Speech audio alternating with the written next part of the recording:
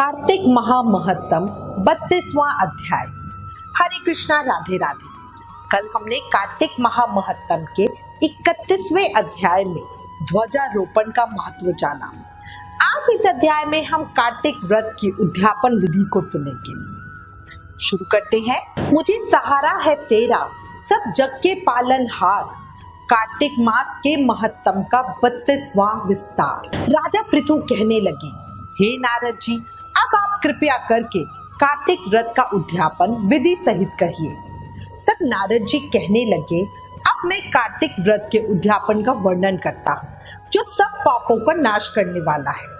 व्रत का पालन करने वाला मनुष्य कार्तिक शुक्ल चतुर्दशी को व्रत की पूर्ति और भगवान विष्णु की प्रीति के लिए उद्यापन करे। सारे घर में गोबर का चौका लगाए, तुलसी के ऊपर एक सुंदर मंडप बनावे, उसे केले के खंभों से संयुक्त करके नाना प्रकार की धातुओं से उसकी विचित्र शोभा बढ़ावे। मंडप के चारों ओर दीपकों की श्रेणी सजाकर उस मंडप में सुंदर बंधनवारों से सुशोभित 4 दरवाजे बनवाए और उन्हें फूलों से तथा चवर से सुसज्जित करे। द्वार पर पृथक पृथक मिट्टी के द्वारपाल बनाकर उनकी पूजा करें। उनके नाम इस प्रकार है: जय, विजय, चंड, प्रचंड, नंद, सुनंद, कुमुद और कुमुदाक्ष। उन्हें चारों दरवाजों पर 2-2 के क्रम से स्थापित कर भक्ति पूर्वक पूजन करें। तुलसी की जड़ के समीप 4 रंगों से सुशोभित सर्वतोभद्र मंडल बनावे और उसके ऊपर पूर्ण पत्र तथा पंच रतन से संयुक्त कलश की स्थापना करें। कलश के ऊपर शंख चक्र गदाधारी भगवान विष्णु का पूजन करें। फिर नवग्रह, उपग्रह, दक्ष, दिक्पाल तथा पंच लोकपाल आदि स्थापित करें। सर्वप्रथम स्वास्ति वाचन करके गणेश तथा विष्णु आदि देवताओं का षोडशोपचार विधि से श्रद्धा पूर्वक पूजन करें।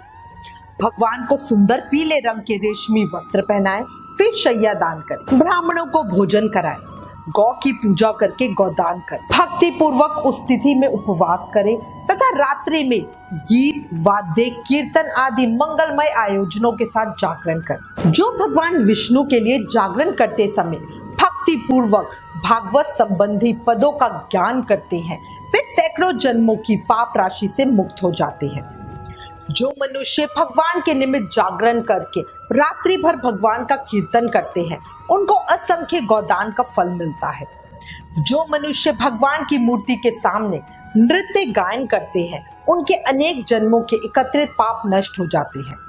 जो भगवान के सम्मुख बैठकर कीर्तन करते हैं और बंसी आदि बजाकर भागवत भक्तों को प्रसन्न करते हैं तथा भक्ति से रात्रि भर जागरण करते हैं, उन्हें करोड़ों तीर्थ करने का फल मिलता है। उसके बाद पूर्णमासी पर एक सपत्नी ब्राह्मण को निमंत्रित करें, दोनों को वस्त्र, आभूषण, पात्र तथा दक्षिणा देकर संतुष्ट करें। प्रातःकाल स्नान और देव पूजन करके वेदी पर अग्नि की स्थापना करें और भगवान की प्रीति के लिए तिल और खीर की आहुति दें। होम की शेष विधि पूरी करके भक्ति पूर्वक ब्राह्मणों को भोजन कराएं और उन्हें यथाशक्ति दक्षिणा दें।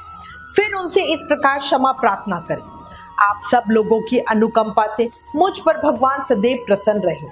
इस व्रत को करने से मेरे 7 जन्मों के किए हुए पाप नष्ट हो जाए और मेरी संतान चिरंजीवी हो जाए। इस पूजा के द्वारा मेरी सभी मनोकामनाएं पूर्ण हो, मेरी मृत्यु के पश्चात मुझे अतिशय दुर्लभ विष्णु लोक की प्राप्ति हो। पूजा की समस्त वस्तुओं के साथ साथ गाय भी गुरु को दान में दे। उसके पश्चात घर वालों और मित्रों के साथ स्वयं भोजन करें। यह सब विधि पूर्वक तथा श्रद्धा सहित करने से सभी व्रतों का पूर्ण फल प्राप्त होता है और अंत में मनुष्य विष्णु लोक को जाता है।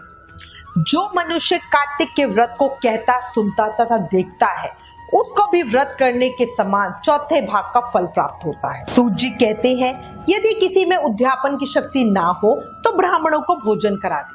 यदि ब्राह्मण ना मिले तो गौ का पूजन करें। यदि गौ भी ना मिले तो पीपल अथवा वट का पूजन करें। भगवान द्वादशी तिथि को शयन से उठे, त्रयोदशी को देवताओं से मिले और चतुर्दशी को सबने उनका दर्शन एवं पूजन किया, इसलिए उस तिथि में भगवान की पूजा करनी चाहिए। गुरु की आज्ञा से भगवान विष्णु की स्वर्णमय प्रतिमा का पूजन करें।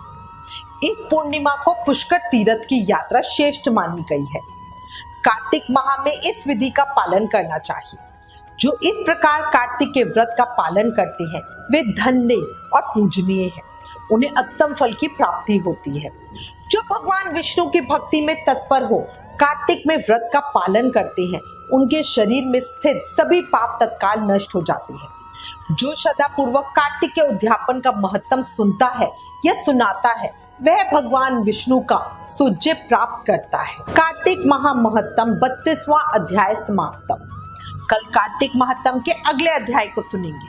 तब तक नाम जाप करते रहे और याद रखें कलयुग केवल नाम आधारा। प्रेम से बोले हरे कृष्ण कृष्ण कृष्ण हरे हरे, हरे राम राम राम हरे हरे।